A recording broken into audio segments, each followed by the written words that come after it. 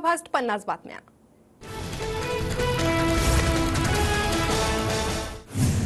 एकेकाळी मी पवारांना दैवत मानायचो, आता मी वेगळा मार्ग स्वीकारला। अजित पवारांचं वक्तव्य। तर पवार वडीलधारे त्यांच्या वक्तव्यावर बोलण्या एवढा मी मोठा नाही, अजित पवारांची प्रतिक्रिया। दैवत कधी बदलत नसतं, देव पावला नाही म्हणून आपण नमस्कार करणं सोडत नाही, नमस्कार करणं सोडलं म्हणजे दैवत मानत नव्हते। अजितदादांच्या अंबादास दानवेंचं टीकास्त्र। 17 वर्ष एकत्र काम केलं तेव्हा माझ्यातील गुण दिसले नाहीत का? सुप्रिया सुळेंचा सवाल। तर आमच्या डोक्यात प्रकाश पडायला 17 वर्ष लागली, अजित पवारांचं सुळेंना प्रत्युत्तर।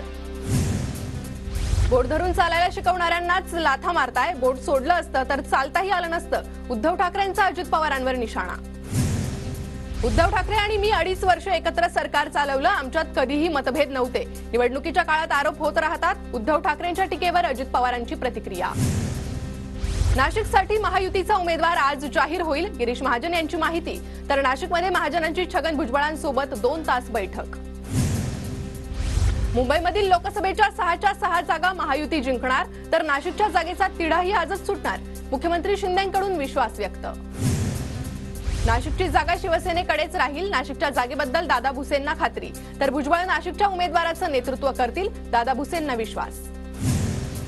ठाणे लोकसभेबाबत मुख्यमंत्री शिंदेंच्या ठाण्यातील निवासस्थानी बैठक। शिंदे गटाचे प्रताप सरनाईक, नरेश म्हस्के आणि रवींद्र फाटक बैठकीत उपस्थित, लवकरच उमेदवाराची घोषणा होण्याची शक्यता। बेळगाव कारवार बिदरसह संयुक्त महाराष्ट्राचं स्वप्न अजून अपूर्णच, सीमावासियांच्या लढ्याला राज्यातील प्रत्येकाचा पाठिंबा। पुण्यातील भाषणात अजित पवारांचं वक्तव्य। महाराष्ट्र दिनानिमित्त मुंबईत मुख्यमंत्र्यांकडून संयुक्त महाराष्ट्र चळवळीतील हुतात्म्यांना अभिवादन। तर सामान्यांसाठी अनेक कामं मार्गी लावली, शिंदेंची माहिती। उपमुख्यमंत्री देवेंद्र फडणवीसांकडून हुतात्म्यांना अभिवादन। महाराष्ट्र दिनी नागपूरच्या पोलीस मैदानावर पोलिसांचं संचलन। महाराष्ट्र दिनानिमित्त उद्धव ठाकरेंकडून संयुक्त महाराष्ट्र चळवळीतील हुतात्म्यांना श्रद्धांजली। अनिल देसाई, सुनील राऊत, अरविंद सावंत यांच्यासह ठाकरे गटाचे अनेक कार्यकर्ते उपस्थित। बारामतीच्या महायुतीच्या उमेदवार सुनेत्रा पवारांच्या प्रचारार्थ आज भोरमध्ये सभा। मुख्यमंत्री शिंदेंसह दोन्ही उपमुख्यमंत्री सभेला उपस्थित राहणार। महाविकास आघाडीचे हातकणंगलेचे उमेदवार सत्यजित पाटलांच्या प्रचारार्थ शिराळ्यात आज महाविकास आघाडीची सभा। शरद पवार, उद्धव ठाकरेंसह महाविकास आघाडीचे नेते उपस्थित राहणार। माझ्यामुळे विरोधकांच्या पायाखालची वाळू सरकली, मला पराभूत करण्यासाठी मोठमोठ्या नेत्यांच्या सभा। राजू शेट्टींचा ठाकरे पिता पुत्रांवर निशाणा। जनता काम करणाऱ्यांच्या पाठीशी, घरी असणाऱ्यांच्या नाही, मुख्यमंत्री शिंदेंची उद्धव ठाकरेंवर टीका। विरोधकांच्या आरोपांना आम्ही कामाने उत्तर देतो, शिंदेंचं वक्तव्य। सांगलीचे महायुतीचे उमेदवार संजय काका पाटलांच्या प्रचारार्थ उत्तर प्रदेशचे मुख्यमंत्री योगी आदित्यनाथ यांची आज सभा। चिंतामण कॉलेज मैदानावर संध्याकाळी 4 वाजता सभा पार पडणार।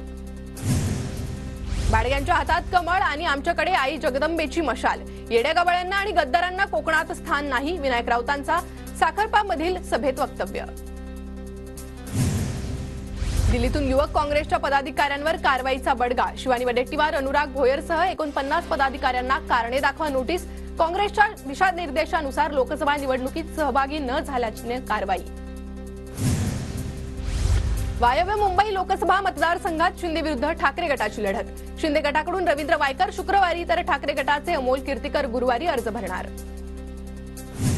संजय निरुपमांनी आता रवींद्र वायकरांचे निवडणूक प्रमुख व्हावं। निरुपमांना उत्तर पश्चिम लोकसभेचं पूर्ण ज्ञान, वायकरांना निरुपमांची खूप मदत होणार। मोहित कंबोज यांचा संजय निरुपमांबद्दल उपरोधिक ट्विट।